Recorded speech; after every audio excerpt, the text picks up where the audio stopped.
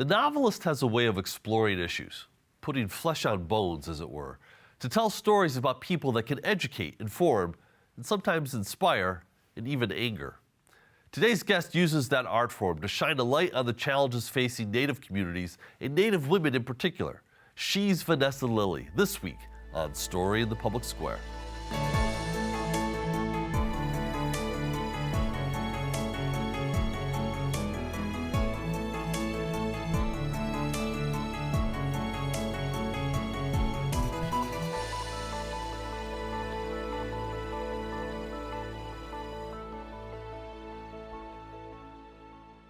Hello and welcome to Story in the Public Square, where storytelling meets public affairs. I'm Jim Ludis from the Pell Center at Salve Regina University. And I'm G. Wayne Miller, also with Salve's Pell Center. And our guest this week is best-selling author Vanessa Lillie, whose new novel, Blood Sisters, is out now. Vanessa, thank you so much for being with us. Thank you guys for having me. So congratulations about Blood Sisters. We want to talk to you about it. We want to talk to you about the issues that it raises.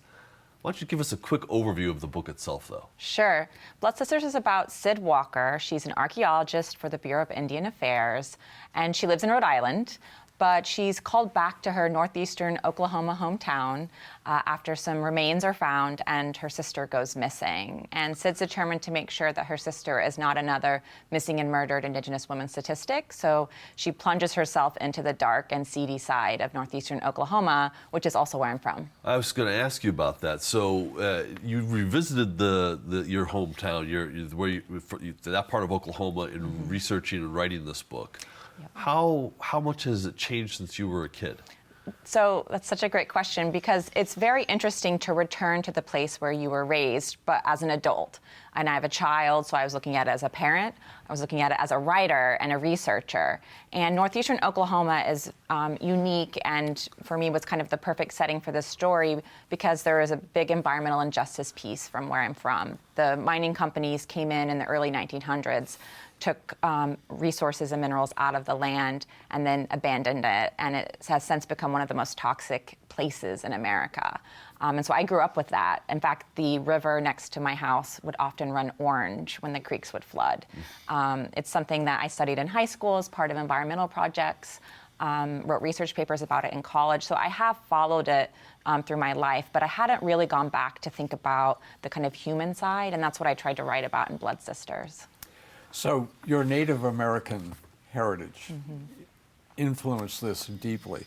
Tell us about when you decided you wanted to write this novel and bring that part of your personality and your background into a book, because you've written other bestsellers, but not with this type of a theme. Yes, I knew I wanted to write about being Cherokee, but I also wanted to write about it in the right way, in the right context. My two other books are set in Providence, and I felt like to really do my story justice. And the story of Sid Walker, in fact, Walker is my family's last name of the member who was on the Trail of Tears. So it was sort of personal for me, and I wanted to bring our history into it. So I felt like with Blood Sisters, setting it in Oklahoma, that was the right place and the right setting. And you know, particularly so much of Indigenous history in America is about erasure.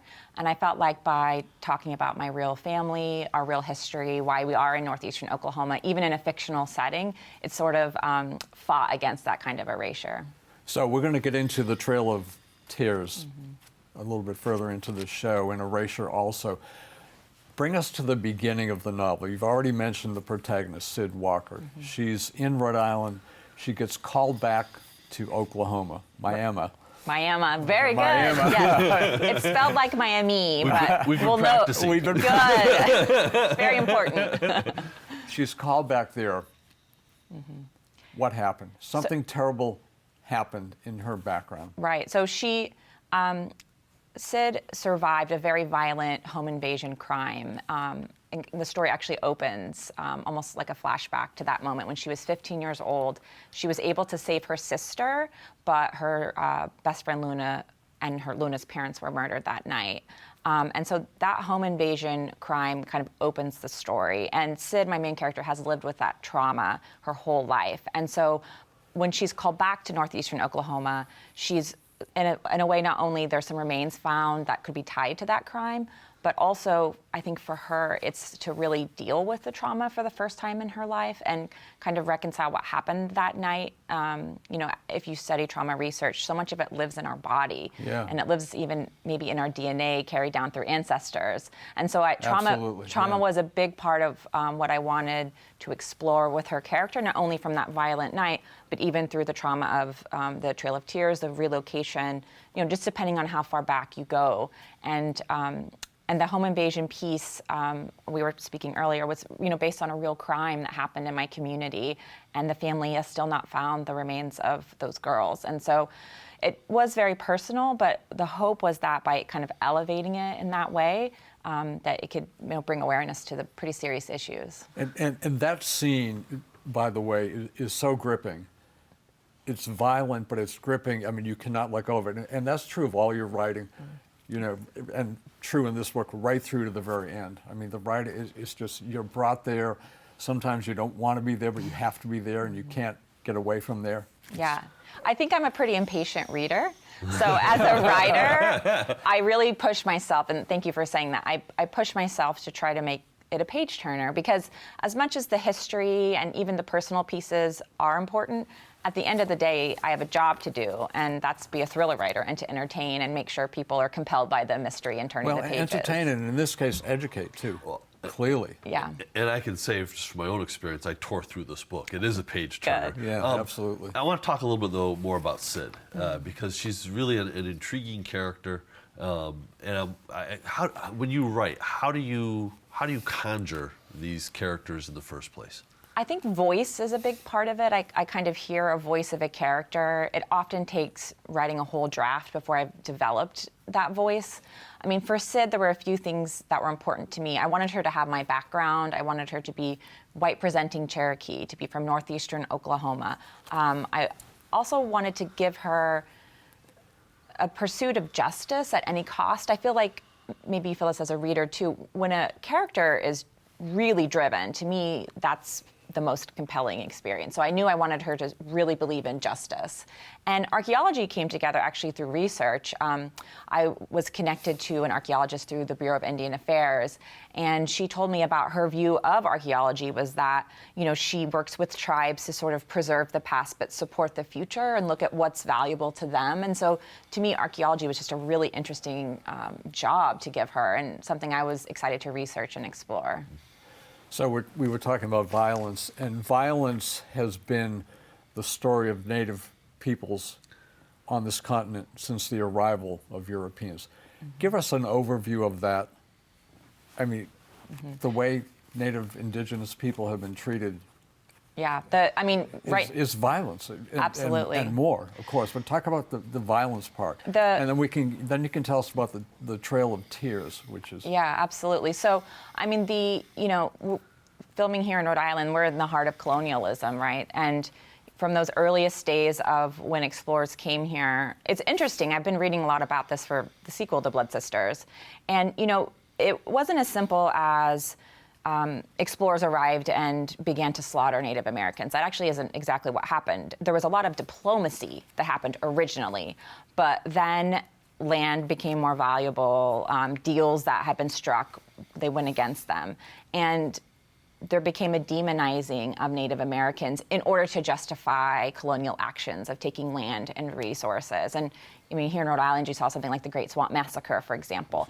But the most violent act on Rhode Island soil in the history of the state. That's right.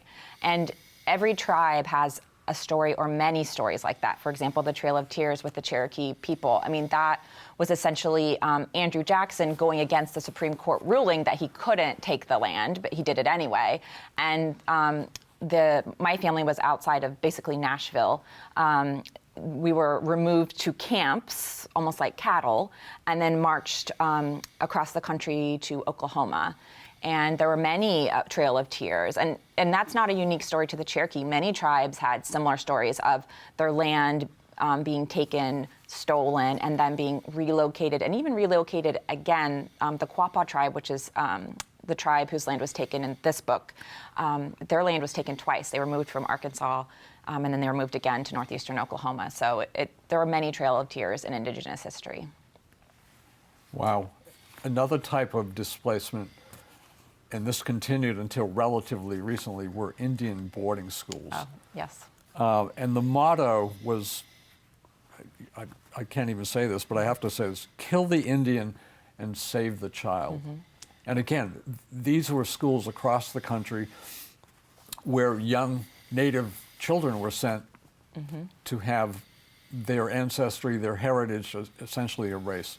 Talk about that. And again, these continued until relatively recently. This wasn't like 300 years ago and then they stopped 200 years ago. There are living survivors of the boarding schools right now, and they were certainly in America as well as extensively in Canada. You maybe have heard about people finding children's remains on these boarding schools. Yeah. And recently, right? Absolutely. Yeah. And I mean, it's again, it goes back to erasure. When you're trying to steal land, steal resources, and dominate a culture, you have to remove the culture. And Indigenous people fought back for hundreds of years and really continue to. We are still here. But with the boarding schools in particular, they were trying to take away that Native identity. And it wasn't just that children were sent there. They were often stolen from homes. I mean, there are stories of whole towns and villages being attacked and burned because they wouldn't send their children to these boarding schools. And so it's something we're just now kind of truth and reconciliation is a term often used with the boarding school process. The New York Times had a huge piece recently about the boarding school. So it's something that's being talked about more and being shared more, but I think we have a lot to reconcile with what has been done. And you mentioned talked about and shared. What about education in schools? A lot of this is still not taught. Oh, in many schools. In many schools. I mean, all across the country. Absolutely. Not just in Oklahoma or Tennessee. Right. I was emailing, a reader had emailed me recently actually just saying, did you take Oklahoma history? And I was like, I did, but I hardly remember any narratives around the tribes themselves. It's actually much more about like the land run and this sort of myth around the frontier and this idea of coming out in wagons and the there covered just being wagons, empty land and, like Far and Away with Tom Cruise or something, like these, sort of ridiculous ideas of what was here. And I think we are just at the very beginning of trying to tell the truth. And I think that's maybe where some of the healing could come, but it's very early and there's still, all the time I'm getting emails from readers saying, I had no idea about this. I had heard of the Trail of Tears. I didn't know what it meant. And can you recommend other Indigenous authors, which I love too. So we are elevating more voices so we can get the history out there. And this book is part of the cause. So clearly, if you're hearing this reaction from readers. The book shines light as well on some really contemporary challenges facing Native communities as well. Violence directed towards Native women, drug abuse and opioid addiction, among others. Talk us through a little bit about how that reality today. Absolutely. So the Missing and Murdered Indigenous Women movement, we finally started getting a language around it recently, but it's been ongoing. In fact, there's sort of this saying that actually Pocahontas was the first missing and murdered Indigenous woman. She was stolen from her family and forced to go to England. So it's not a new story, but it is a story that we have language around. And thankfully, with social media, when someone does go missing, we're able to share information very quickly. But the Missing and Murdered Indigenous Women, the challenge is that it is so different in so many communities, right? It's not a monolith. It's not just one simple problem you can clearly solve. It's maybe the man camps out in Western America where it's easy to steal women in reservations nearby. But then maybe, it's a challenge on Cape Cod where a woman goes missing near reservation land and who has jurisdiction. So there can often be an FBI, a BIA, local police challenges. So it's a complicated topic, but thankfully we are discussing it more. I mean, something like 85% of Native American women face violence in their lifetime. It's much, much higher statistically. So we're seeing that there's a problem, and I think, through books and social media and movies and things, we're talking about it more. But again, I feel like we're at the very early days of really expressing the dangers and the action that we need to take. The other, I thought, interesting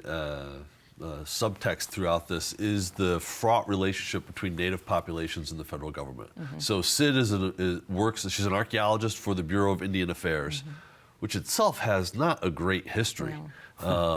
Yeah, what's the reality of that relationship today? Yeah, so for me, I thought as a writer, it's really interesting to put your characters in a difficult position. So I like this idea of her working for the BIA, which has a very fraught and challenging past with tribes, but also for her to want to do good because she does have access to resources. And, you know, the government does do a lot of good. I have family members who actually worked for the BIA. And so I do know and see the good that they do. But to this day, there's a lot of distrust in tribal communities for very good reason. And so from a writer perspective, it felt like territory that would be great to read about and also just to create a character with a lot of complexity. Talk about another issue that you bring into this book, and that's other disparities between Native people and non-Native people in this country, and those include economic, educational, health and healthcare. And I think during COVID, we really saw that, you know, in a glaring light. I did some writing about that and did a lot of reading about that. Talk about those disparities too. They persist and they're real and they're deep. And then what might be done about them. That's a whole separate show, I realize. Yeah, but there is this question around what is economic opportunity, right? What is it that helps transform communities? And, you know, it's good school systems, supportive school systems where kids are encouraged to go to college, right? Or encouraged to go to a great trade school. It's having a system in place that is supporting the community kind of rising up. And I think what we often find is that the system itself was built to do the opposite. And so when we look at different indigenous communities, I think the question is, you know, how are the schools? Is there economic opportunity? You know, legislatively, are we supporting them?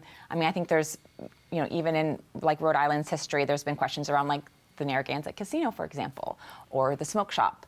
Those are things I'm researching right now for my sequel. The smoke shop raid. The smoke shop raid, right? Another act of violence. That's another act of violence against that community. And the essence of those things are actually economic opportunity, whether or not you agree with smoking taxes or casinos. We have seen in indigenous communities that casinos do provide a lot of income to the tribes, in which suddenly they have the ability to, you know, build schools, build hospitals. In northeastern Oklahoma, actually, there's a lot of casinos that bringing in that money to the tribes give them more power, right? And that, again, goes against the system that is in place. And so I think there's some questions around what economic opportunities are we giving to Native communities that extend not only to Wi-Fi and clean water, which are also important, but also, you know, college education and things that create real generational wealth and opportunity. You know, so you know, there's so much going on in this book. But one of the evolutions I thought was sort of the transformation that takes place in Sid about her relationship with her family, but also her relationship with where she's from. And it almost seems that you're extolling the virtues of the small town. Can you talk a little bit about that? Yeah, so I'm from a small town, and I left it when I was 18 to go to college, and I return all the time to where I'm from. My parents still live there. And I think it's difficult to leave any place. In some ways, you create a boundary, whether it's emotional or geographic. And I wanted to create in Sid that kind of a complexity where she needed to leave, but you do feel bittersweet about it. And she had, you know, parents who tried hard and I think did right by her for the most part. But it doesn't mean that it's just perfect. And so I wanted her to be able to return home and have a lot of those feelings that maybe people have also experienced, which is you come home and it's a mixed feeling. It's both positive and negative. And I think that she's the kind of character that can kind of hold both of those things. Actually, was just on a book group last night with Tamaqua Museum, actually. And Which is a great local Rhode Island wonderful Native History Museum. Headed by Lorenz Spears, Yeah. who we've had on our show, actually one of the very first guests. Oh, I love that, yes. They were reading Blood Sisters last night, and a woman actually commented exactly that. She said, you know, I'm from a small town in Kansas, and I really resonated with Sid having trouble going back to where she's from, but also feeling bad about never going back. And that's something I kind of wanted to write about personally, and I was glad to see people connecting with that. So before we began taping, we were talking about my favorite author, Stephen King, and Margaret Atwood actually had an op-ed piece in today's New York Times on the 50th anniversary of the publication of Carrie. Ghosts are big, obviously, in Stephen King's work. And there's a great ghost in Blood Sisters, Ghost Luna. It's almost the alter ego of Sid, but it's not really clear. Talk about Ghost Luna and talk about ghosts in general, because this is not the first book you've had a ghost in. Yeah, I like ghosts as kind of an echo of our subconscious, but I also like ghosts, and I don't know, maybe they're real. And I think in Indigenous history and a lot of our stories, ghosts are a prominent part.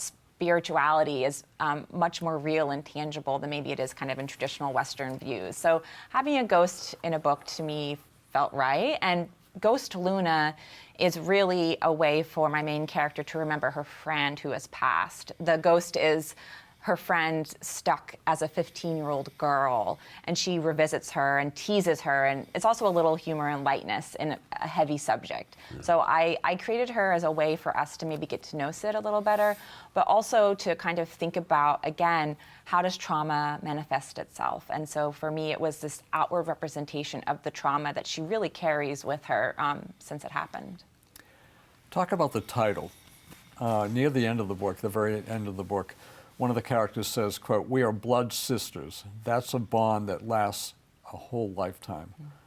Blood sisters do not have to be relatives, correct? Talk about blood sisters and why you use that title. I mean, it talks about kinship, friendship, but more as well, I think. Yeah, for me, blood sisters, I mean, I love this idea. You hear blood brothers, right? But for blood sisters, this idea that you cut yourself and you press your fingers together and then you're bonded for all of your life. But even just the term sisters connects to the relationship of the kind of three women at the heart of the story. And then there's also like a Three Sisters garden, which is something often done in Indigenous communities. So sisterhood is a big theme. And so for me, I felt like Blood Sisters was a way to kind of tie all of that together, and that whether by blood or by choice, you can be connected in that kind of a sisterhood. So you write thrillers. I'm sorry. No, go ahead. Go ahead. You write thrillers. Yes. I'm curious though. We've had a lot of different writers on, and one of the things that always sort of fascinates me is the use of empathy. And how do you use empathy? I told you that there was a particular scene, we're not going to give anything away, where I got a little misty, right? And I know the scene you mean, and too. How do you use empathy as an author, particularly in this genre? I think it's so important because, I often hear like, why thrillers? And for me, a thriller is really about social justice. And it's really about probably the most intense moment in a person's life, maybe murder, kidnapped child, something really shocking. And so you see all the structures, all the relationships around them pulled tight. And you see where there is justice and injustice. And I think that does bring in empathy. It brings in sort of the stakes, really, because it's about emotion and it's about stakes and what could happen. And maybe it's worst case scenario, maybe it's best case scenario. And so as a writer, you push it as far as you need to, but it has to always be grounded in the character and their experiences. And to me, emotion is a big part of a thriller. But in creating a character like Sid or Ghost Luna or any of the other characters that we may come across in the book, are you thinking about, are they likable? Are they going to resonate on some level with the reader, or? That's a great question. Likability is a huge topic, I think, in writing right now, especially around women characters. Like, is the woman likable? Which they don't always ask that about male characters. Like, is Jason Bourne likable? I mean, that kind of thing. But I think for me, I'm much more interested in a character who is compelling. In fact, I mean, Sid is a 30-year-old woman with a lot of trauma, and she makes some questionable choices. So to some, she might not be as likable, but what matters is, do you want to see how the journey continues? Do you want to see how it ends? And so I'm much more interested in making her a compelling character as opposed to likable. And there are times when you need a character who is completely not likable. And Pete, and we won't give more detail on Pete, but he is one of the most vile characters, with good reason, given this book.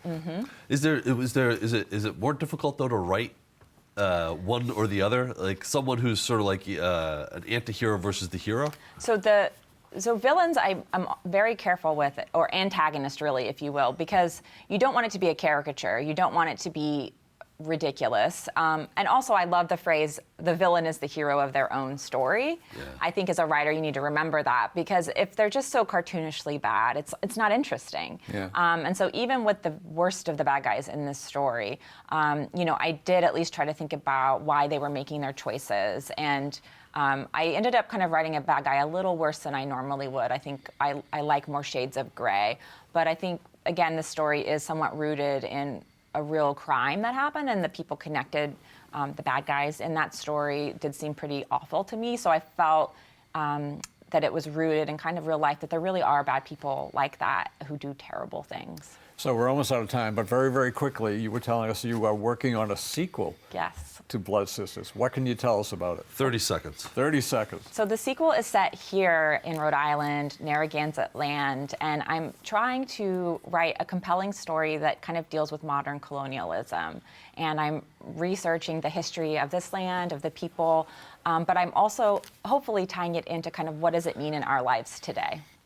And Sid is back, so. Sid is back. That's good. what Sid we're is allowed to back. hear. So we'll look forward to reading that. But Vanessa Lillie, thank you so much for being with us. That is all the time we have this week. But if you want to know more about Story in the Public Square, you can find us on social media or visit pellcenter.org. We can always catch up on previous episodes. For G. Wade Miller, I'm Jim Ludis, asking you to join us again next time for more Story in the Public Square.